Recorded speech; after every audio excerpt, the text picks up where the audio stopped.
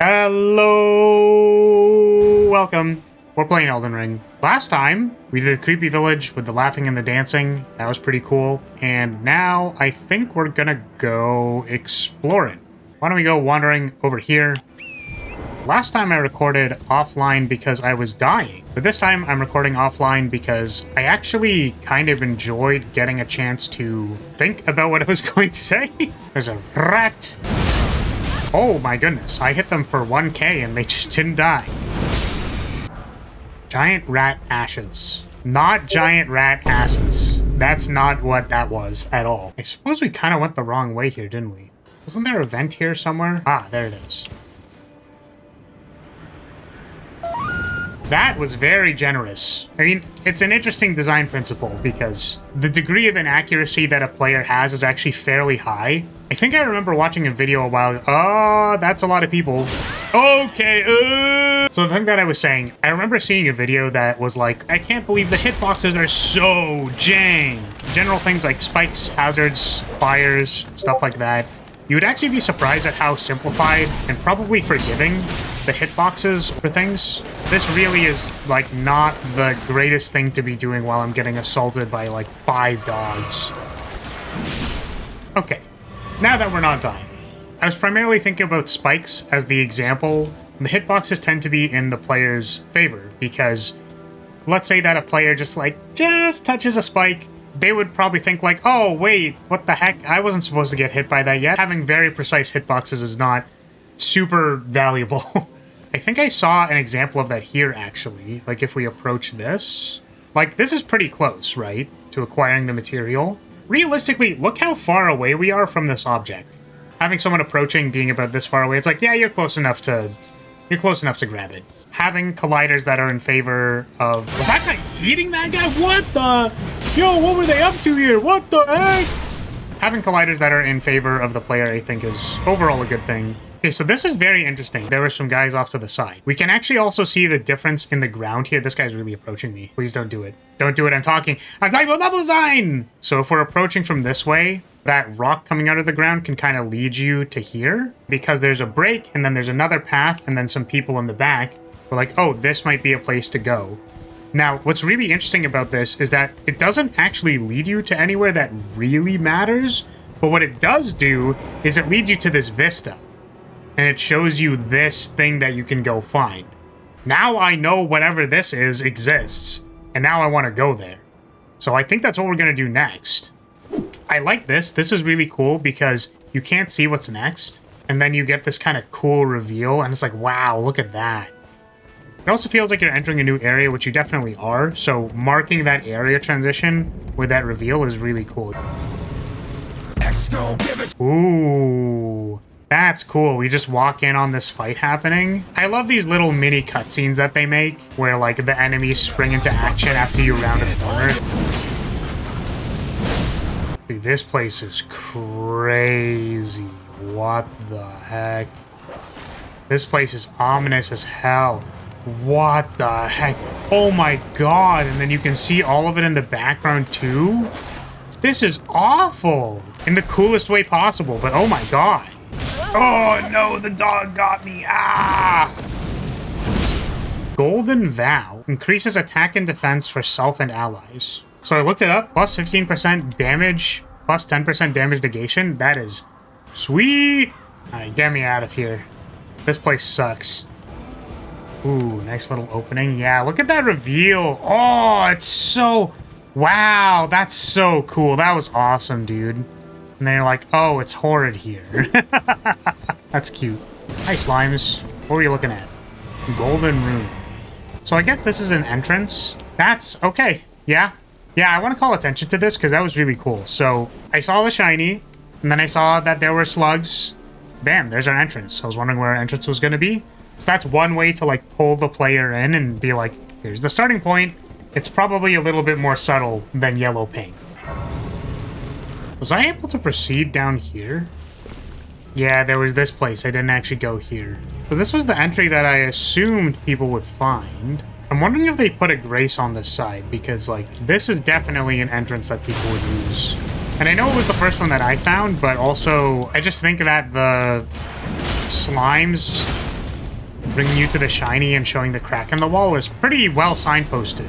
I wanted this place cleared so that I could see if A, there was a grace in the starting area here, which it doesn't look like there is. And B, I wanted to check the sightline, which that looks like a thing over there that you can go to. And then also, guess what time it is? Single torch time! Single torch! Woo, yeah! Party! Single torch! Yeah! Look at the color difference between the stone and the wooden plank. It's like a material difference, color difference. Like, it's really, really obvious. Alright, I thought this was pretty cute. There's just this guy who's like, oh, the shiny! I want it! I want the shiny thing! So, we have a new objective. We see shiny thing. We don't know how to get to shiny thing. We'll go get it. Well, this is cool. This goes back down to that area. I like how the areas aren't too insulated. Like, this connects back over to there. So, like, you can go down there if you weren't down there before and you're like, oh, what's all this stuff? And then you can go collect it. Single torch! This is awful. I really don't like it in here. Valkyrie's prosthesis? Well, I have no idea what that is for, but we have it now.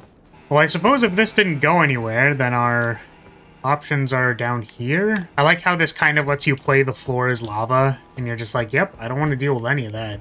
We're just gonna go this way. Oh, hey, look! A single torch. I always feel for the player who didn't find a lantern by this point, and they're just, like, wandering around in the dark, and an assassin just jump scares them. Yeah, I don't think we're gonna be able to jump that one. What's up? You have a cool-looking weapon. What the heck? Why are they throwing bananas at me?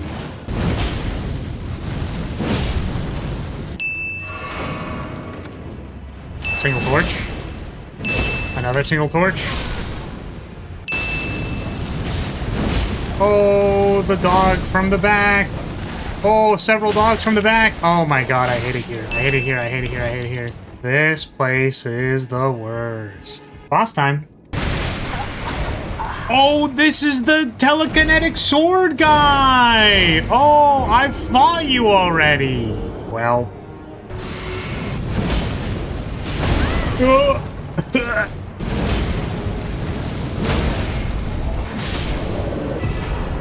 Hey, look, it's Millennia, Blade of Mikola. So I think for sake of completeness, we're gonna go back down and explore the rest of the area. Got a bunch of goobers. Single torch. Oh, is this where the goober guy is? Perfume bottle. Oh, they were smelling the perfume. That's you guys. That's the Lyrilytes. You guys just wanted to have some perfume to not smell so bad. Ah, I got it. I got it. I got it. All right. Yeah, I really like these big ladder pieces because they're so obvious against the wall. So it looks like a little bit of a platforming challenge here, and that's our shiny thing from the start. Oh, Stone Sword Key. Hey, yeah, that's awesome.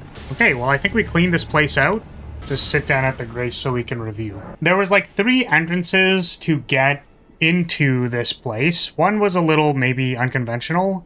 I do like how they placed the ladders. They're all very obvious because of like the texture difference between the stone and the ladder prop. And they've had that in at like basically every other place. That material difference is very recognizable. It's used in all of these castle areas, so like players can understand that shorthand and they can look for it. So if I ever see a very tall wooden ladder thing, I'm like, that's probably progress, so I'm gonna go over there. Also with the torches. What's the final single torch count? You have to make sure that the entrances, exits where you're leading the player are all marked with good lighting. I do find it weird that there wasn't a grace on the other side of the castle. That's a little bit odd. It is possible that they don't find a grace. Yeah, if you entered from the west side, didn't find a grace, got to the second area, didn't find the grace over there because it's kind of in an elevated area, you would have to do all that entire section all at once. Like, that seems kind of rough. I do kind of wish there was a better grace on the west side, but honestly, like, they kind of made all of the walls filled with ghouls, so maybe it's a little difficult to find a good area to put the grace, or maybe they just didn't want to have a nice grace for the player, which is totally fine too. Yeah, I like how there weren't too many paths. I'm actually kind of curious if I draw out a diagram. I don't know, I would include it here. if I actually end up drawing it, but it's like, this is sort of what it looks like to me. If you simplify all of the area shapes and then you just have lines that go to different places. Like, certainly the geometry is very beautiful, but are you serious? Dude, I'm trying to do a show here. Do you mind? So there's definitely a lot of hallways, there's a lot of beautiful geometry, but in a simplified sense, there's these areas, there's a few branching single hallways that go, like this ladder goes up, but it's kind of just a single hallway, and then it goes back down. And I really, really appreciate that with these levels. Like, Elden Ring does not waste your time. Elden Ring's level design is nice and compact, and I really, really appreciate that. It is incredibly well done. That's going to be it. And if you made it all the way to the end, please consider giving a like, comment, subscribing if you want to see more Elden Ring level design analysis. But what I'm going to say is, hey, if you're still here, thank you so much for watching. Thank you for being here. Appreciate your support as always, and I'll see you in the next one. Bye.